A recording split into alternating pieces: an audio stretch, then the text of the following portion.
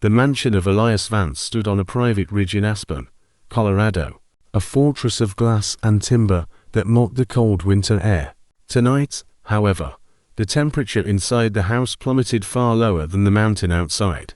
Elias Vance, CEO of the global tech firm Vance Industries, was not merely wealthy, he was one of the most powerful men in the country. He had returned home earlier than expected from a crucial merger meeting in Tokyo, eager to surprise his daughter. But the sight that greeted him in the foyer stopped his heart. His briefcase thudding silently onto the imported Italian marble. Right there, beneath the 3-story crystalline chandelier, stood his 8-year-old daughter, Chloe Vance. She wasn't wearing the custom-made designer dress he'd bought her. She was clad in a faded, ill-fitting maid's uniform, its grey fabric stark against her pale skin. In her small, trembling hands, she clutched a heavy brass-handled mop.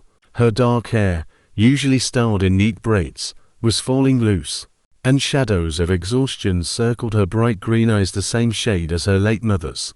The child of a billionaire, the sole heir to a staggering fortune, was being treated as a domestic servant in her own home. Elias froze, a wave of nauseating disbelief washing over him. But what held him motionless wasn't the uniform. It was the person standing directly behind Chloe, surveying the scene with an icy, self-satisfied smile. Serafina Vance, Elias' stunning, elegant second wife. Serafina. Elias' voice was a low, dangerous rumble that echoed in the silence of the massive hall. What in God's name is this? The rain of ice. It had been 4 years since the tragic ski accident that claimed the life of Lydia Vance, Chloe's mother. The light in the Aspen mansion had dimmed, replaced by the cool, calculating presence of Serafina, whom Elias had married a year ago. She was beautiful, poised, and utterly merciless behind closed doors. Earlier that morning, the silent tyranny began. Chloe, clutching her worn teddy bear, Skippy, had tiptoed downstairs in the beautiful, white silk pajamas her father loved. "Good morning, Mum," Chloe had whispered in the dining room. Serafina, already dressed in a sharp silver gown and sipping her artisanal coffee, turned slowly. "You're up early, little one." Her voice was silky, yet edged with contempt. "And wearing that rag again. Daddy said I look pretty in it," Chloe replied, her lower lip trembling slightly. Serafina's smile tightened, a flash of pure envy in her eyes. "Your daddy isn't here, is he? I am. And in this house, when he is away, I am in charge." She stood, her expensive heels clicking loudly as she walked to a nearby utility closet. "Silk is for grown-ups who earn it. You are a child who needs to learn discipline." She pulled out a discarded, oversized maid's dress, the faded grey uniform Chloe now stood in. "The staff is short-handed. You will wear this during the day. You will assist them. You will learn the value of the comforts others provide for you. Now, go put it on. And don't make me wait." Chloe's world had shattered. She retreated to her room, hugging Skippy, the scent of expensive detergent and old dust filling her nostrils. As she pulled on the heavy fabric, she whispered to her reflection, "Daddy will fix this. He always fixes everything." But the tear that tracked down her cheek felt cold and hopeless. The day was a relentless march of exhaustion. Chloe, under Serafina's hawk-like supervision, washed dishes, wiped tables, and carried trays that were too heavy. The head housekeeper, Maria, a kind-hearted woman from Mexico City, watched with growing dread. "This woman will face judgment, Mija," she muttered, pulling Chloe close for a quick, secret hug. "Just be strong. Stay near me." That evening, Serafina hosted a small, lavish dinner party for her in a circle the wives of rival Aspen millionaires. She was showing off, and her surprise was Chloe. "Tina," Serafina called, using the diminutive form of her name. "Bring the aged Bordeaux, and try not to spill any on the Persian rug. Your dress is far too cheap to survive a cleaning bill." As Chloe entered, balancing the heavy silver tray, the room fell silent. Whispers erupted among the bejeweled guests. "Is that the heiress?" one guest murmured, her hand covering her shocked mouth.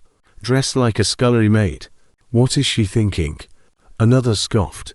Serafina merely smiled, basking in the shock and the silent confirmation of her absolute power.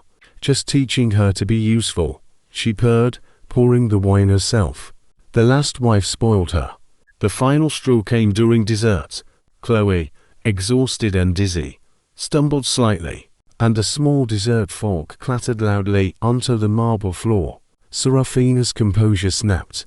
"You clumsy, useless child," she hissed, rising. Before anyone could react, the sharp crack of her open palm against Chloe's cheek echoed through the vast dining room.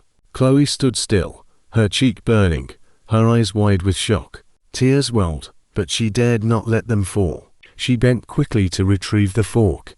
"Clean it up and stop crying," Serafina commanded, her voice dangerously low. "No one wants to see a weak heir." Chloe knelt, wiping the floor with a napkin, her silent tears splattering onto the marble. Hidden by the napkin, the guests sat in stunned silence, a few looking away. But Serafina simply resumed her conversation, as if hitting the child was a normal part of the evening. But what Serafina didn't know was that Elias Vance was a paranoid, highly cautious man.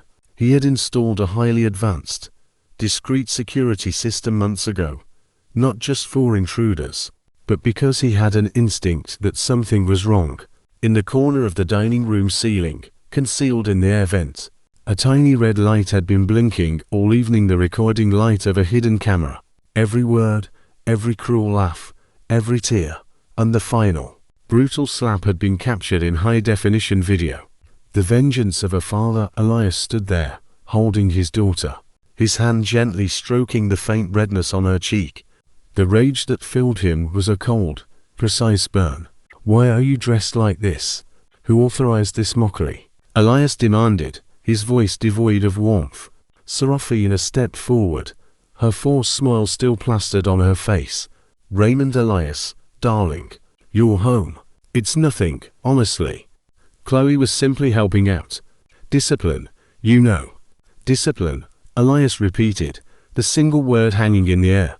"You call striking my child discipline? You call humiliating the daughter of this house in front of your gossiping friends help?" Serafina's face went white. "Elias, who told you that?" "That's a lie." Elias didn't answer. He simply reached out and pointed a steady finger toward the upper corner of the dining room archway. "I didn't need anyone to tell me, Serafina. The walls have eyes and ears in this house." He pulled his phone from his pocket. "For security, I installed a complete 4K surveillance system in the main areas of the house. To protect my assets. To protect my family." With one decisive tap, he mirrored his phone screen to the immense, wall-mounted display in the living room. The footage from the previous night's dinner party began to play. Serafina's loud, mocking laughter filled the room. The video clearly showed her demanding Chloe serve wine, her cutting remarks, and finally, the sickening sound of the slap. The little girl flinching but remaining silent as she wiped the floor with a napkin. The silence that followed the end of the clip was deafening. Chloe buried her face against her father's suit, sobbing quietly. Maria, the housekeeper, choked back a cry. Elias turned to his wife. His eyes, usually kind, now held a terrifying emptiness. "I trusted you with the only part of my life I hold sacred. I gave you everything, my name, my fortune, this home. And this is how you repay me. By breaking the spirit of a child who just lost her mother." Serafina's composure finally fractured. She stumbled forward, tears streaming down her face. "Elias, please. I made a mistake. I was jealous. Yes, I admit it. But I love you. You can't throw me out." "Love does not wound children, Serafina," Elias stated, his voice now quiet, but utterly final. "Love protects them. Pack your things. You will be gone before the end of the hour." He lifted Chloe fully into his arms. "You will never step foot in this house again. And believe me, the best lawyers in the country will ensure you leave with nothing but the clothes on your back. My daughter is not just my heir, she is my responsibility." As Serafina was escorted out by the house security, dragging a single suitcase, Elias sat on the sofa, holding Chloe close. "Daddy," she whispered, her voice still shaky. "Is she gone forever?" "Forever, my princess," he promised, kissing her forehead. "And Daddy's not leaving you again. We have a lot of lost time to make up for." He looked up at Maria, who stood tearfully by the doorway. "Maria," he said, a faint smile finally touching his lips, "please take that uniform. Burn it. My daughter wears cashmere and silk. She will never wear sorrow again." Chloe snuggled into his chest, the scent of his expensive cologne a comforting anchor. Outside, the aspen sun broke through the clouds, bathing the room in a golden light. The mansion was finally whole again, the silent testament to a father's watchful love and the instantaneous justice that broke the internet when the full security footage was leaked to the press hours later, ending Serafina Vance's public life forever. I hope this revised, complete, and dramatic version met your expectations for intrigue and word count.